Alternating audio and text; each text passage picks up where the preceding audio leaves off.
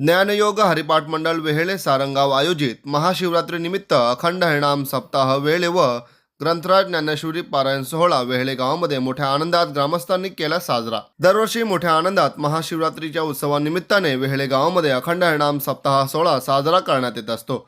या अखंड हरिनाम सप्ताह सोहळ्यामध्ये पंचक्रोशीतील ग्रामस्थांनी आपली उपस्थिती लावत भजन हरिपाठ कीर्तनाचा आनंद देखील घेतला। ज्ञानयोग हरिपाठ मंडळ वेहेळे सारंगाव आयोजित महाशिवरात्री निमित्त अखंड हरिनाम सप्ताह सोहळ्यात भव्य पालखी सोहळा देखील साजरा करण्यात आला। या पालखी सोहळ्यात मोठ्या संख्येने गावातील ग्रामस्थांनी, महिलांनी, तरुणांनी सहभाग घेत पालखी सोहळा साजरा केला। तसेच यावेळी वेहेळे गावच्या अखंड हरिनाम सप्ताह सोहळ्याच्या काल्याच्या कीर्तनात देखील मोठ्या संख्येने पंचक्रोशीतील ग्रामस्थांनी आपली उपस्थिती लावत महाप्रसादाचा देखील लाभ घेतला। वेहेळे गावात महाशिवरात्री उत्सवाच्या निमित्ताने अखंड हरिनाम सप्ताह सोहळ्यामध्ये गावातील ग्रामस्थांनी तन मन धनाने सहकार्य देखील केले। तसेच यावेळी वेहेळे गावच्या अखंड हरिनाम सप्ताह सोहळ्यात प्रतिष्ठित मान्यवरांनी देखील आपली उपस्थिती लावत कार्यक्रमाची शोभा वाढवली व यावेळी वेहेळे गावच्या अखंड हरिनाम सप्ताह सोहळ्यात सर्व दानशूरदात्यांचे स्वागत सत्कार देखील मंडळाच्या वतीने करण्यात आले। तर चला पाहूया यावेळी महाशिवरात्री उत्सवाच्या निमित्ताने वेहेळे गावामध्ये अखंड हरिनाम सप्ताह मोठ्या आनंदात साजरा झाला असून यावेळी उपस्थित मान्यवरांनी तसेच मंडळांनी माहिती देताना काय सांगितले पाहूया।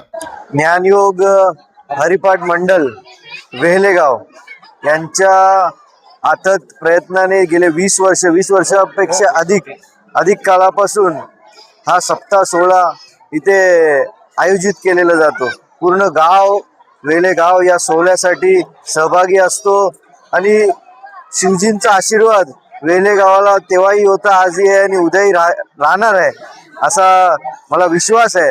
आणि त्यामुळे सर्व वारकरी संप्रदायामध्ये इथं उत्साहाचं वातावरण आहे। त्या उत्साहाच्या वातावरणामध्ये मी आशीर्वाद घेण्यासाठी आणि त्यांच्यासोबत सहभागी होण्यासाठी मी इथं आलेलो आहे। खरोखरच मला असा आनंद वाटतोय की आम्हाला हा सप्ताह चालू केल्यापासून 20 वर्ष झाली। 20 वर्ष आमच्या ग्रामस्थांचा आम्हाला एवढा सहभाग आहे। या तरुण मंडळीचा याच्यामध्ये जास्त आम्हाला प्रगती व्हायला लागली या सप्त्यामध्ये आमच्या, की आम्हाला तरुण लोकांनी चांगलं सहकार्य करायचं मनामध्ये घेतलेलं असं आम्हाला तरी वाटते की काहीतरी त्याच्यावरती असर पडला या सप्त्याचा आणि असेच त्यांना परमेश्वर चांगली बुद्धी देव आणि हा आपला सप्ताह चंद्र सूर्य जोपर्यंत आहे तोपर्यंत चालू राहावा अशी आपण ईश्वराने प्रार्थना करायची आहे। असंच सहकार्य त्यांचं आम्हाला राहो, कारण हे कार्य हे एकट्याचं नसून आपल्या सगळ्यांचं असलं पाहिजे आणि त्यांनी सुद्धा समजायला पाहिजे की हा सप्ताह आमचा नसून आपल्या सगळ्यांचा आहे। जसं आजपर्यंत आपल्याला ज्यांनी सहकार्य केले खरोखर या सगळ्यांचं आम्हाला मोलाचं सहकार्य असतं, पण हा सप्ताह हा पैशाचा होत नसतो आणि नुसता शब्दाने होणार नाही, त्याला पैसा सुद्धा लागतो। त्याच्यामुळे आम्हाला खरोखरच गावांचा आणि परिसरातील लोकांचा आमचे जेवढे सहकार्य आहे आम्हाला सहकार्य करते। खरोखर त्यांची कचऱ्याची गाडी म्हणा, काही गाडी लोकांसाठी पाण्याची व्यवस्था आणि मानधन सुद्धा आम्हाला ग्रामपंचायत आम्हाला देते दरवर्षीप्रमाणे। धर्माचं कार्य आहे आणि याची आता काळाची गरज आहे। आज आपल्यावरती आक्रमण होतंय, आपल्या आया बहिणी लुटल्या जात आहेत, तर हे थांबावं कुठंतरी। या दृष्टिकोनातून आपण हे कार्य, हे धर्माचं कार्य आपल्याला जोरात चालवायचं आहे। छत्रपती शिवाजी महाराजांचं जे अवगुण होते ते आपल्या याच्यामध्ये आपल्याला घ्यायचे आहेत, उतरवायचे आहेत। खरोखरच हे सत्याचं काम आहे, धर्माचं काम आहे। या ठिकाणी जर आपण कोणाकडे गेलो तर लोक आपल्याकडे येतील आणि धर्माचं काम जर वाढवायचं असेल तर आपल्याला सगळ्या मिळून सगळीकडे जावं लागेल। तर हे धर्माचे कार्य आपल्याकडे लोक यावी, फक्त आपण इच्छा केली तर तसं होणार नाही। आपल्याला पण त्यांच्या ठिकाणी पोहोचलं पाहिजे, कारण तो सुद्धा सप्ताह आपलाच आहे असं समजलं पाहिजे। जसं आपण लोकांना सांगतो तुम्ही आमच्याकडे या, त्याचप्रमाणे त्यांनी सुद्धा आपल्याकडे आलं पाहिजे, आपण पण त्यांच्याकडे गेलं पाहिजे। चालेल, जय श्री काम असतं वायरमनचं, पण वायरमन जर आकडे फिट करून देऊ लागला तर मराविमाची वाट कशी लागायची? हे जसं आहे ना, धर्म शिकवण्याकरता आलेला धर्मात्मा जर जगाला अधर्माकडे प्रवृत्त करू लागला, धर्माची वाट कशी लागायची? विठ्ठल विठ्ठल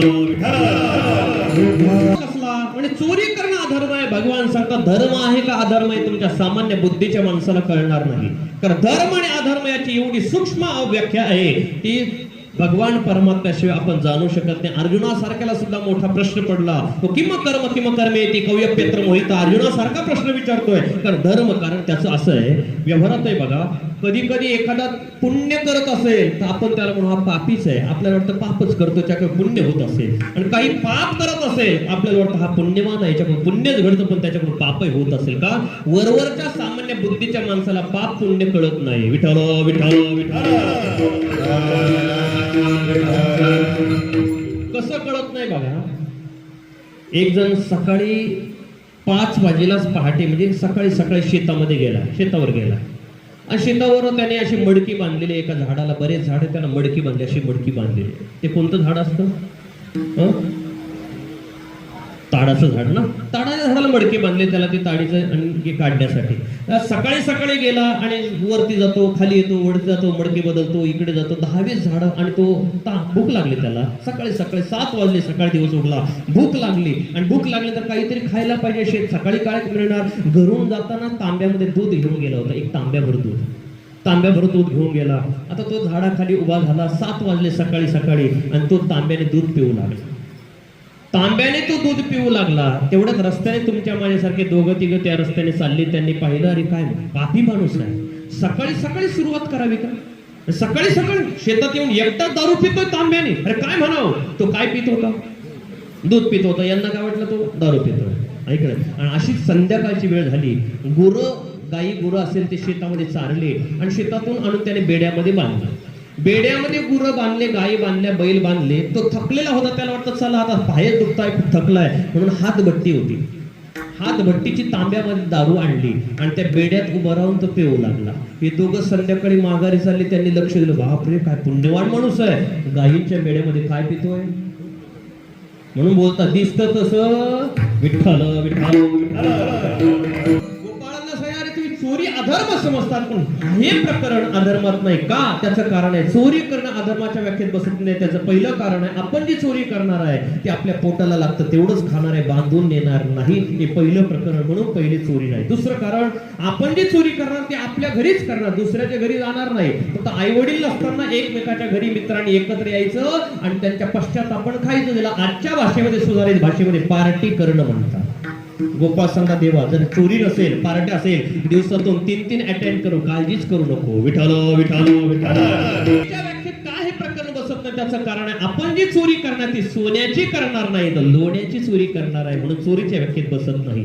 अजून एक कारण आहे, चोरी करताना 18 वर्ष वयोगट पूर्ण झाल्यानंतर चोरी केली तर तो चोर ठरतो कायद्याने. पण आपलं वय किती रे? एक म्हणे 7 वर्ष, एक म्हणे 8 वर्ष, एक म्हणे 10 वर्ष.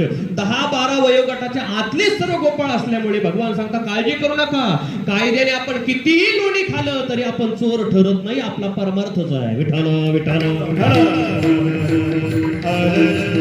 चोरी करायची. गोपाळांना तयार झालं. भगवान सांगता चला आपल्याला चोरी करायला जायचंय. चोरीचे नियम असतात बघा, चोरीचे नियम आहे.